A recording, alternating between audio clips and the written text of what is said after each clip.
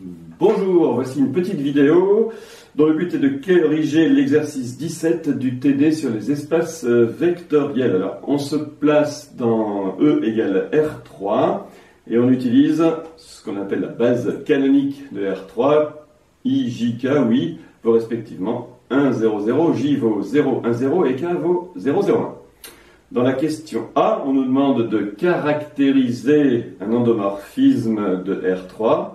Endomorphisme, application linéaire qui va d'un espace vectoriel dans lui-même, ici R3, en nous donnant l'image par phi de I, de J et de K. Alors, allons-y. Vous constatez que le crayon marron a rejoint le bleu dans le placard à crayon trop petit. Alors, je reprends ma notation. Enfin, plutôt, je vais vous faire une première présentation avec la notation vectorielle proposée par l'exercice. Si I, J et K sont ces vecteurs, ils sont écrits horizontalement dans l'énoncé. Vous savez qu'on préfère, nous, les écrire verticalement. Avec cette notation, donc, la famille I, J, K est une base de R3, et pour qui égale xi plus yj plus zk, où x, y, z sont des réels, phi étant linéaire, on a phi de qui égale x, phi de i plus y, phi de j plus z fois phi de k. Alors, on connaît ces trois objets. Alors, on va ne peut-être pas tout de suite écrire ci et seulement ci, mais enfin, anticipons. Si phi vérifie la propriété voulue, phi de qui c'est x fois phi de i, alors je vais recopier, phi de i c'est bien i plus 2k, plus y fois phi de j c'est bien 2i moins j moins k, et phi de k c'est bien moins i plus j plus 3k. Mais respectivement, si ceci c'est vrai pour tout x, y, z, c'est vrai pour le triplet 1, 0, 0, et vous retrouvez phi de i phi de i égale i plus 2k. C'est vrai pour le triplet 0, 1, 0, et vous retrouvez phi de j égale 2i moins j moins k. C'est vrai pour le triplet 0, 0, 1, et vous retrouvez la troisième égalité, phi de k égale moins i plus j plus 3k. Alors, cela nous donne donc une propriété nécessaire et suffisante sur phi de qui, que l'on va écrire en regroupant vecteur par vecteur.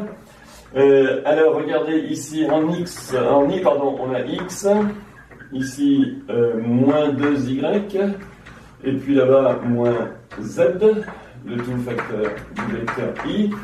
Le vecteur j n'est pas présent ici il y a moins y, et ici plus z.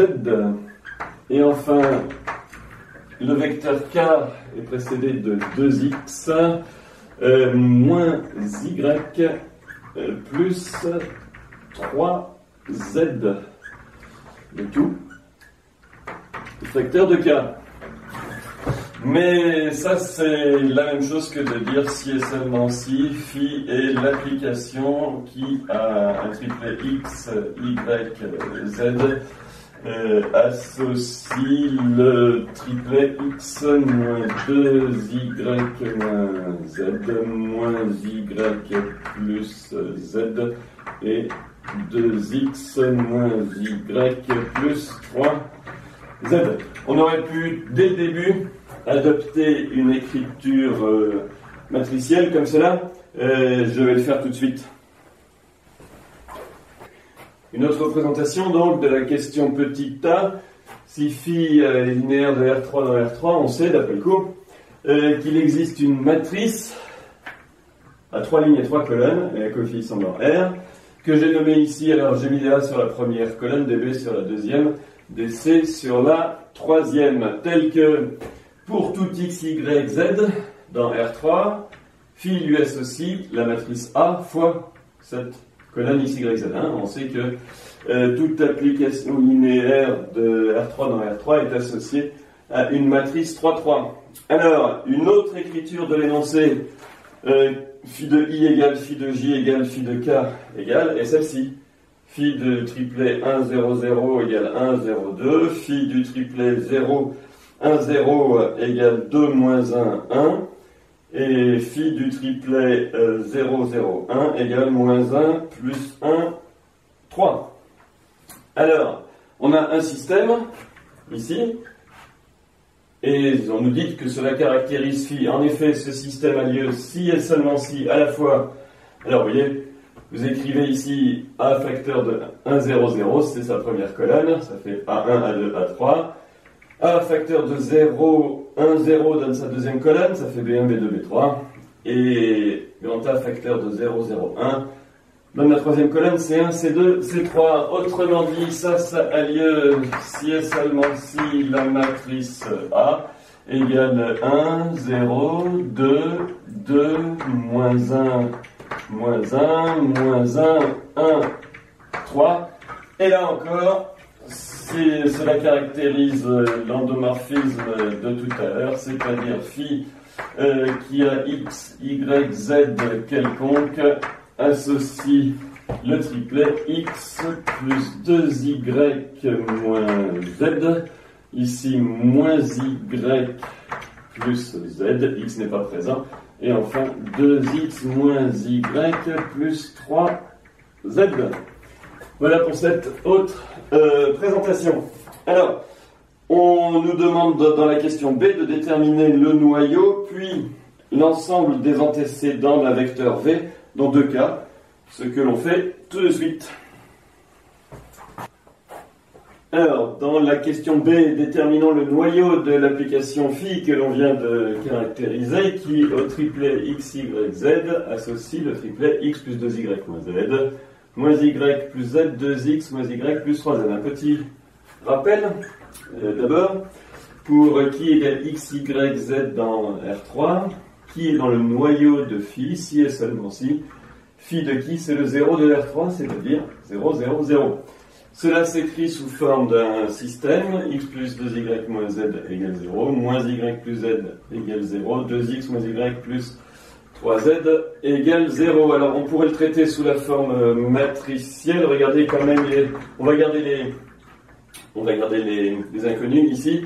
Il est presque échelonné, on va finir l'échelonner en remplaçant L3 par L3 moins 2L1, ce qui nous donne x plus 2y moins z égale 0, moins y plus z égale 0. Il y a ici alors moins 5y, ici plus 5z égale 0. Donc vous voyez que le système en fait est de rang 2 et s'écrit x plus 2y moins z égale 0 et moins y plus z égale 0. Ce qui équivaut, je vais prendre z comme paramètre. Dans ces cas-là, y égale z égale lambda et x égale moins 2y plus z, c'est-à-dire moins lambda. Autrement dit, poursuivons nos équivalences. Ceci a lieu si et seulement si le triplet x, y, z égale lambda facteur de moins 1, 1, 1, où lambda appartient à R. Ce qui nous donne le noyau, finalement, le noyau de phi, vous voyez que c'est R fois moins 1, 1, 1. J'aurais pu aussi écrire vect de moins 1, 1, 1. C'est la droite vectorielle engendrée par moins 1, 1, 1. Alors, vous voyez qu'en fait là, on a déterminé l'ensemble des images réciproques de 0, 0, 0. Dans les questions qui suivent, il faut trouver l'image réciproque de singleton qui n'est pas le vecteur nul, mais un vecteur V. Alors, Je poursuis la question B. Dans le point numéro 1, V c'est le vecteur 3, moins 1, 1. Alors, une explication pour cette notation-là. L'image réciproque du singleton V, qu'est-ce que ça signifie? Prenons qui égale x, y, z dans R3. Quand est-ce qu'il est dans l'image réciproque du singleton qui? Si et seulement si son image est dans le singleton qui. Mais être dans le singleton ne contenant que V, pardon. Être dans le singleton ne contenant que V, c'est être égal à V. Autrement dit, qui est dans l'image réciproque du singleton V, si et seulement si, phi de qui égale V. Alors, phi de qui, j'ai repris la caractérisation que nous avions tout à l'heure. Phi de qui, pour qui égale x, y, z, c'est 2x, x plus 2y moins z y plus z et 2x moins y plus 2z. L'égalité qui est là équivaut à ce système. Alors, vous voyez que c'est pas tout à fait le même que tout à l'heure, mais c'est un système avec second membre associé au système homogène de tout à l'heure. Résoudre le système homogène, revenez à déterminer le noyau. Ici, on résout un système avec second membre non nul. Eh bien, notre même combinaison linéaire que tout à l'heure donne x plus 2y moins z égale 3, moins y plus z égale moins 1, ici moins 5y plus 5z égale ça moins 2 fois ça moins 2 fois ça, égale moins 5. Et alors vous voyez que le système est compatible. Il est compatible et de rang 2. Et il peut donc s'écrire x plus 2y moins z égale 3, moins y plus z égale moins 1. Là encore, prenons z comme paramètre. Z égale lambda appartenant à R. Ici, y vaut 1 plus z, autrement dit 1 plus lambda, puis x vaut 3, moins 2 fois y qui est 1 plus lambda, moins z qui est encore lambda, c'est-à-dire si et seulement si z égale lambda, y égale 1 plus lambda et x égale 3 moins 2, 1. Ici c'est plus z, donc plus lambda, et 1, alors, moins lambda. J'ai vu tout de suite que j'avais fait une bêtise ici, en écrivant plus z égale moins z, parce que je sais ce que je dois trouver, c'est une solution, je vais vous l'expliquer immédiatement, une solution particulière, plus un élément du noyau. Finissons comme ça. Autrement dit, ceci équivaut à x, y, z égale, alors 1, 1, 0, 1, 1, 0 plus lambda fois moins 1, 1, 1.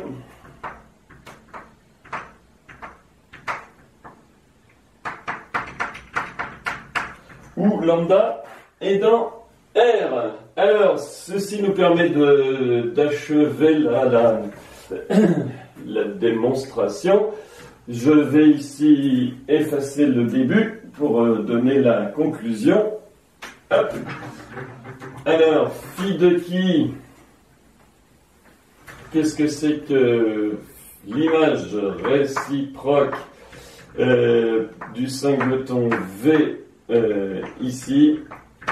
C'est, alors on va l'écrire comme ça, c'est 1, 1, 0 plus lambda fois moins 1, 1, 1, lorsque lambda décrit R.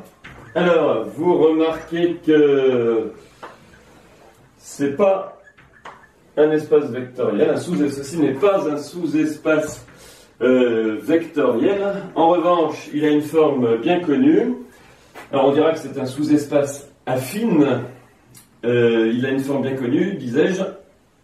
Il est formé par une solution particulière plus n'importe quel élément du noyau. Un petit rappel à ce sujet, le noyau, je rappelle, le noyau de phi, c'est justement R fois moins 1, 1, 1. On écrira, vous verrez dans le paragraphe sur les sous-espaces affines, en tout cas on pourra écrire,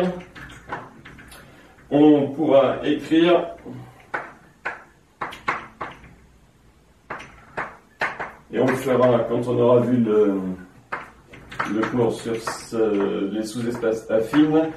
Donc l'image réciproque du singleton V, c'est 1, 0, plus, alors vous voyez que c'est ça qui est un petit peu bizarre ici, c'est le plus entre un vecteur et une droite vectorielle.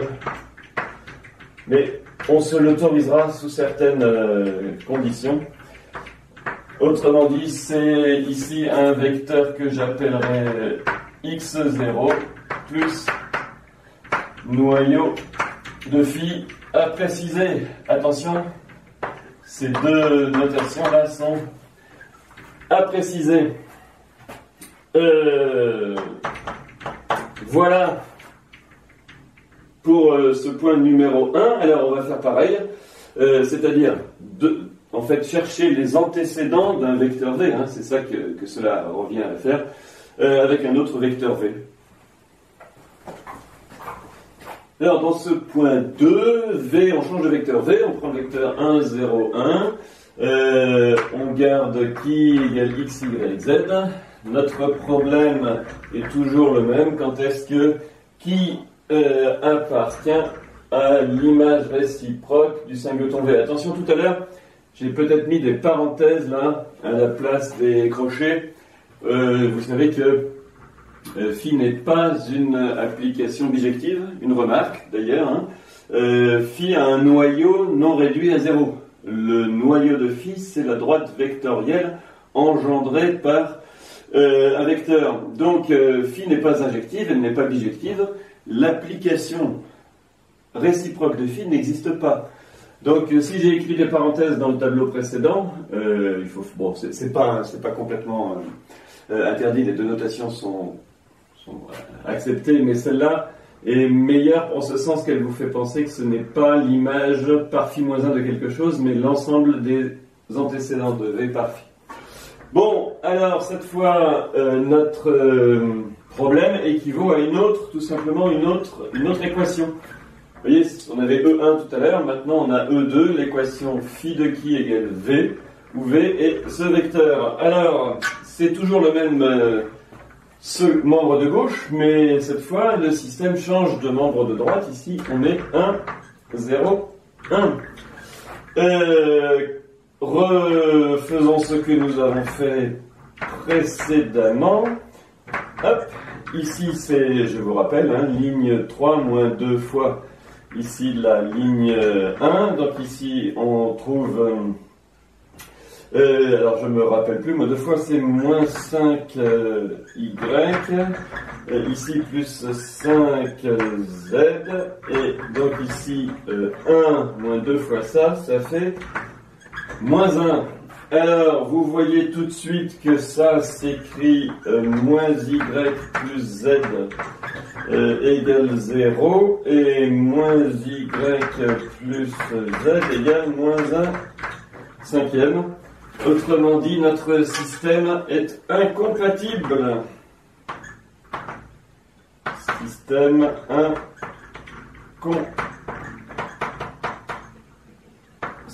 incompatible. Autrement dit, que peut-on dire de l'image réciproque par phi du singleton V dans notre cas, ici, c'est tout bonnement vide. Il n'y a pas de vecteur antécédent de V par phi. Alors, qu'est-ce qui distingue un cas de l'autre? Eh bien, le fait que dans le premier cas, V avait non seulement un antécédent, mais une infinité d'antécédents. Autrement dit, dans le premier cas, nous avions V appartient à image de phi. Et dans le deuxième cas, on a cherché des antécédents de V, mais on n'en a pas trouvé. Autrement dit, V n'est pas dans l'image de phi. Alors, pourtant, l'équation à résoudre était ce qu'on appelle une équation linéaire, phi de qui égale V, où V était donné une constante et qui le vecteur inconnu.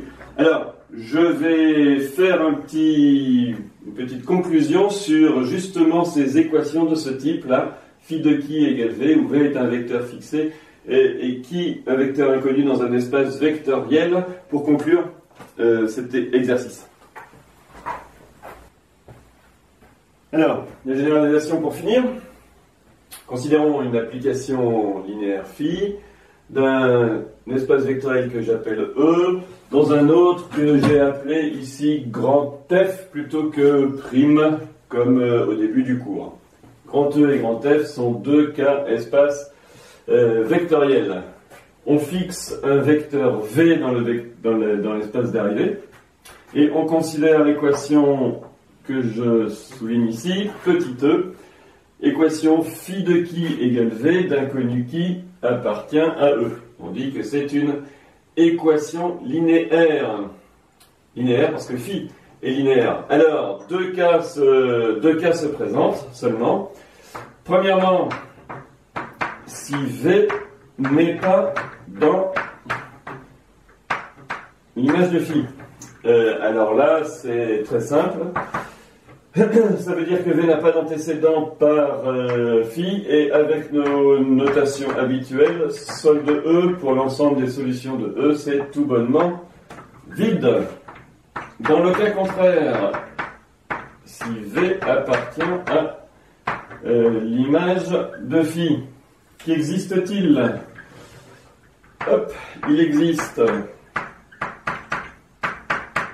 un vecteur que je vais appeler qui0 appartenant à E tel que phi de qui0 égale V. Oui, mais alors, qu'est-ce que va être l'ensemble des antécédents de V par qui, c'est-à-dire solde E? Eh bien, ça va être un ensemble qui est formé par qui0 plus n'importe quel élément du noyau. Autrement dit, on peut écrire ça sous la forme qui0 plus, H, où H appartient au noyau de phi. Voilà les deux seules possibilités. Ici, solde E est soit vide, soit, alors ça s'appellera un sous-espace affine de grand E dont la direction est noyau de F. Faisons la preuve de cette égalité dans le cas 2. Preuve dans le cas 2, si phi de qui0 égale V pour qui appartenant à E, l'équation petit e équivaut à phi de qui égale V, c'est-à-dire phi de qui0. Elle équivaut encore à phi de qui moins qui0 égale le 0 de f, et elle équivaut donc à qui moins qui0 à appartient au noyau de phi, hein, puisque je vous rappelle, être dans le noyau, c'est avoir pour image le 0 de f. Et ça a lieu si et seulement si qui égale qui 0 plus un élément du noyau, autrement dit petit h, où h appartient au noyau de phi. Alors, cette généralisation est importante à bien comprendre. Quand on est dans la situation où on a un morphisme d'espace vectoriel, une application linéaire de grand E dans grand F, et que l'on veut résoudre une équation linéaire de cette forme, les deux seules possibilités sont soit c'est vide, soit c'est un sous-espace affine dont la direction est le noyau, c'est-à-dire de cette forme. Une remarque, quand est-ce que solde E est un singleton? Eh bien, quand, ici, le noyau est réduit à 0. Dans ces cas-là, si le noyau est réduit à 0, solde E est un singleton, c'est qui 0. Mais quand est-ce que le noyau est réduit à 0? Quand phi est injective. Donc, si V a un antécédent et que phi est injective, il est logique que solde E soit réduit au singleton qui 0. À retenir, je l'intégrerai dans le début de la vidéo sur le cours la prochaine fois, ou la fois d'avant, si vous l'avez regardé en décalé. Voilà, bonsoir.